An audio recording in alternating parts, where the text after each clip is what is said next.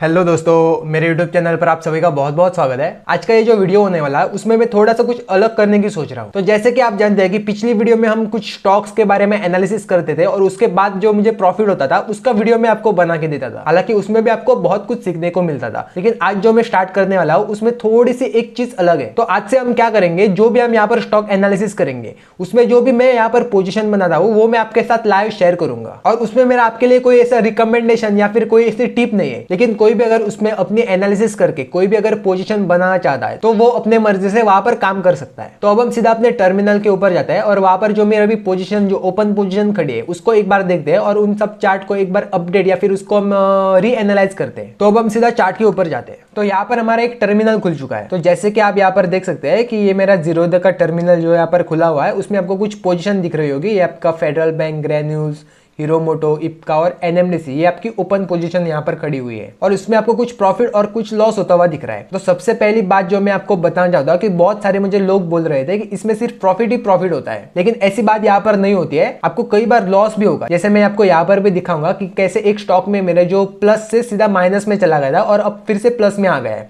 तो वो भी यहाँ पर आपको जो वॉलेटिलिटी होती है वो उसको हैंडल करनी पड़ती है। ठीक है, तो इसलिए मैंने ये जो सीरीज है यहाँ पर शुरू की है। तो एक बार हम इस सब चार्ट को एक बार एनालाइज करते हैं और देखते हैं इसमें हमको किस तरह से प्रॉफिट हो रहा है और इसको मैं कहां पर, अगर हमारा स्टॉप लॉस कटता है तो उसको कहां पर एग्जिट करूंगा। तो सबसे पहला जो आपको स्टॉक दिख रहा है ये आपका फेडरल बैंक है। ठीक है, इसको हमने लास्ट वीडियो में भी डिस्कस किया था। अगर किसी के पास अगर बाय चांस पोजीशन है तो इसमें आप बने रह सकते हैं। तो एक बार हम इसका चार्ट देख लेते हैं और जब भी हम चार्ट देखेंगे तो हम इसका फ्यूचर का चार्ट नहीं देखेंगे बल्कि इसका स्पॉट का चार्ट देखेंगे। तो अब मैं आपके लिए फेडरल बैंक का चार्ट यहाँ पर खोल रहा हूँ। यहाँ पर मैंने कुछ चार्ट ऐड करके रखे हैं। तो ये आपका सबसे पहले फेडरल बैंक का चार्ट आ रहा है। ठीक है, आपके 5 मिनट का चार्ट यहाँ पर आ रहा है। जब हमने इसको पिछली बार डिस्कस किया था वो लेवल एक बार देख लेते हैं और वहां से कितना ये नीचे आया था और हमारी क्या बात हुई थी इसको भी एक बार हम डिस्कस कर लेते हैं।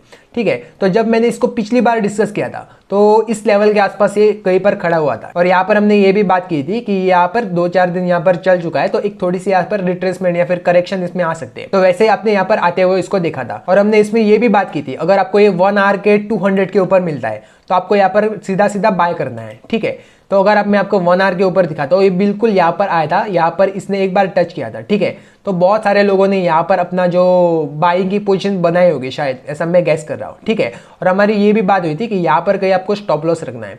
ठीक है, और ये आप देख सकते हैं इसने स्टॉप लॉस बिल्कुल नहीं काटा और उसके बाद ये सीधा सीधा यहाँ से ऊपर चला गया। तो अगर यहाँ पर किसी ने पोजीशन अपनी बनाई होगी तो उसको बहुत ही अच्छा यहाँ पर प्रॉफिट अभी हो रहा होगा। तो अगर किसी की बहुत ही ज्यादा शॉर्ट टर्म की पोजीशन होगी तो अभी यहाँ पर एग्जिट कर सकता है। लेकिन आप अगर मेरी पोजीशन देखोगे तो मैं अभी यहाँ से बाहर नहीं निकल रहा हूँ क्योंकि मुझे इससे बहुत ही ज्यादा एक्सपेक्टेशन है कि इसको बहुत ही ज्यादा अभी ऊपर जाना है। उससे पहले क्या हो सकता है, ये फिर से एक बार यहाँ पर 200 को टेस्ट करने आ सकता है। ये आपकी 130 की जोन यहाँ पर जो आपको मिल रहे हैं वहां पर फिर से एक बार आ सकता है। ठीक है, तो इतना पॉसिबल हो सकता है कि यहाँ तक ये आ जाए और फिर से एक बार आपको यहाँ पर मिल जाए। और अभी जो मैंने पोजीशन बनाया उस हिसाब से जो मेरा स्टॉप लॉस बन रहा है वो मेरा अभी ये एरिया बन रहा है, ये 126.50। ये इस एरिया का अगर नीचे जाता है तो मैं यहाँ पर मेरे पास आएगा 3 लॉट है इसके। ठीक है, तो ये 3 लॉट है, उसमें से 2 लॉट में यहाँ पर एग्जिट कर दूंगा अगर इसके नीचे जाता है तो। और इसके नीचे अगर जाकर सस्टेन करता है तो एक लॉट में अगर रहना है या फिर उसको भी एग्जिट करना है वो यहाँ पर डिसीजन निकलेगा। ठीक है, तो इसको अभी हमको देखना है आगे कैसा परफॉर्म करता है।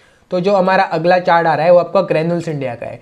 इसमें भी हमने यहाँ पर बातचीत की थी कि ये भी एक बहुत ही अच्छा चार्ट है और अभी ये निकला नहीं है, तो इसमें भी आपको बहुत ही ज्यादा ध्यान रखना है। तो इसका भी चार्ट एक बार हम देख लेते हैं। आपका ग्रेन्यूल्स इंडिया का चार्ट आ रहा है। तो अभी आप देख सकते हैं ये भी अपनी बहुत ही अच्छी करेक्शन में यहाँ पर चल रहा है। तो हो सकता है ये भी यहाँ पर 200 के आसपास आ जाए जो आपकी 1 आवर के ऊपर आ रहा है। ठीक है, तो यहाँ पर आकर फिर से टेस्ट करने से ऊपर चला जाए क्योंकि ये जो अभी चार्ट आपको दिखा रहा हूँ ना ये अभी चला नहीं है। ये अगर आप वीकली के ऊपर देखोगे तो यहाँ पर इसने 2 बार यहाँ पर टेस्ट करते अभी ये ब्रेकआउट दिया है यहाँ पर। तो हो सकता है यहाँ पर एक और 2 हफ्ते यहाँ पर करेक्ट कर ले और फिर से यहाँ से ऊपर चला जाए। तो इसमें भी बहुत ही अच्छा आपके लिए रिस्क टू रिवॉर्ड यहाँ पर बन रहा है। तो ये भी एक बहुत ही अच्छा चार्ट है जिसमें आप अपना जो ध्यान या फिर आप नजर इस पर रख सकते हो। तो अगला चार्ट जो हम देखने वाले हैं वो आपका हीरो मोटो है। ठीक है, ये शायद हमने डिस्कस नहीं किया था लेकिन मैंने इसमें पोजीशन बना ली थी और वो भी मैं आपको बताऊंगा क्यों बनाई थी। ठीक है, और उसमें हमको कुछ लॉस दिख रहा है तो वो भी हम डिस्कस करेंगे इसमें क्यों पोजीशन बनाई थी। तो ये आपका मैं यहाँ पर हीरो मोटो सर्च कर लेता हूँ। ये आपका हीरो मोटो ये आपका हीरो मोटोकॉर्प का चार्ट यहाँ पर आ चुका है। ठीक है, तो अगर मैं इसको 1 आवर के टाइम फ्रेम के ऊपर कर देता तो यहाँ पर आप देख सकते थे कि इसमें बहुत ही अच्छा यहाँ पर करेक्शन बना था। ठीक है, और यहाँ पर मैंने इसको कई बार बाय किया था। एक बार आपको मैं 15 मिनट्स का चार्ट दिखाता हूँ। ठीक है, तो यहाँ पर ये जो आपको ब्रेकआउट दिख रहा है ना, ये एरिया दिख रहा है 3155, यहाँ पर कई पर मैंने इसको बाय किया था। ठीक है, उसके बाद यहाँ पर पूरा करेक्ट किया, फिर से यहाँ पर ऊपर जाने की कोशिश कर रहा है। तो हो सकता है यहाँ पर और 1-2 दिन यहाँ पर खड़ा है, फिर से एक बार आपको बहुत ही अच्छा यहाँ पर रिस्क टू रिवॉर्ड दे। तो अभी आपके लिए जो स्टॉप लॉस एरिया बन रहा है वो 3050 का बन रहा है। ये जो आपको नीचे स्विंग लो दिख रहा है, ये आपका एरिया बन रहा है जो आपको यहाँ पर इसको रिस्पेक्ट करना है। क्योंकि अगर आप इसका बहुत ही बड़ा वाला टाइम फ्रेम का चार्ट देखेंगे ना, तो ये बहुत ही अच्छा यहाँ पर बना हुआ है, क्योंकि इसने अपनी जो पूरी करेक्शन होती है यहाँ पर कर चुका है। ठीक है, और यहाँ पर आपको एक ब्रेकआउट भी दिख रहा है, तो हो सकता है ये बहुत ही अच्छा ऊपर की तरफ जा सकता है। तो इसीलिए मैंने इसको जो 15 मिनट का टाइम फ्रेम है उसके ऊपर खरीदा था। तो ये आपका हीरो मोटो की ट्रेड आपको मैंने बता दी। तो अगला जो हमारा चार्ट है वो आपका इप्का लैब है। ठीक है, ये भी हमने शायद डिस्कस किया था, इसको भी एक बार मैं यहाँ पर खोल देता हूँ। तो यहाँ पर अगर आप देखोगे तो इसने भी बहुत ही अच्छे यहाँ पर करेक्शन दिखा चुका है यहाँ पर। ठीक है, और ये यहाँ पर हमारी बात हुई थी कि यहाँ से सीधा सीधा निकालेगा। ठीक है, और यहाँ पर आप देख सकते हो ये निकाल रहा है। तो हो सकता है अब कुछ दिनों के लिए खड़ा हो चुका है, क्योंकि यहाँ पर ये बहुत ही अच्छी स्ट्रेट लाइन चाल यहाँ पर दिखा चुका है और यहाँ पर रेजिस्टेंस के आसपास यहाँ पर आ चुका है। तो अगर ये आपका स्विंग लो, अभी आपका ये स्विंग लो बन रहा है 781 का, अगर ये नीचे की तरफ अगर ब्रीच हो जाता है तो आपको यहाँ पर से निकलना है। तो यहाँ पर क्या हो सकता है, अगर इसमें अगर मन में हो तो ये यहाँ पर से नीचे आ सकता है। ठीक है, और ये कहाँ तक आएगा, अगर यहाँ से अगर आप यहाँ पर रिट्रेसमेंट लगा देते हैं, तो एक बार हम लगा कर देख लेते हैं। यहाँ पर ये आपकी रिट्रेसमेंट आ रही है, यहाँ पर ये आपका आ सकता है मिनिमम ये 38% तक आएगा, मतलब ये 762 या फिर 749 इस रेंज के आसपास आ जाएगा अगर ये इसको ब्रीच करता है। लेकिन अगर ये यहाँ पर इसको ब्रीच नहीं करता और यहाँ से सीधा भी ऊपर जा सकता है, क्योंकि इसने बहुत ही बड़ी जो अपनी करेक्शन होते हैं जो वीकली के टाइम फ्रेम के ऊपर होते हैं उसने यहाँ पर कंप्लीट कर चुका है। और अभी यहाँ पर जो RSI है अभी ओवरबॉट हुई है, अगर इसमें डाइवर्जेंस अभी तक नहीं आए तो ज़्यादातर केसेस में क्या होता है, इसमें ये थोड़ा थोड़ा नीचे आता है और प्राइस आपका ऊपर जाता है, उसके बाद डाइवर्जेंस होता है वो वहां से नीचे गिरता है। तो ये भी केस इसमें हो सकते हैं। तो अभी आपको क्या करना है, बस स्टॉप लॉस के साथ आपको राइड करना है। अगर किसके पास यहाँ से था, ठीक है, तो उसके अगर आप नया खरीदना चाहते हो तो इसमें अभी आप ना आए, तो उसके लिए आपके पास दूसरे चार्ट है। तो ये आपका इप्का लैब का हो गया। अगर मैं आपको दूसरा NMDC, ये भी मैंने शायद यूट्यूब के ऊपर एक पोस्ट में डाला था कि इसमें भी बहुत ही अच्छा रिस्क टू रिवॉर्ड बन रहा है, तो इसको भी एक बार हम देख लेते हैं और इसका जो हमारा चार्ट आ रहा है इसको भी एक बार एनालिसिस कर देते हैं। तो आपका NMDC का चार्ट यहाँ पर आ रहा है, तो ये मैंने NMDC यहाँ पर डाल दिया है। यहाँ पर आप देख सकते हैं बहुत ही अच्छा यहाँ पर कंसोलिडेट यहाँ पर क्या है, और अगले 1-2 दिनों में आपको ये भी ऊपर की तरफ दिख सकता है।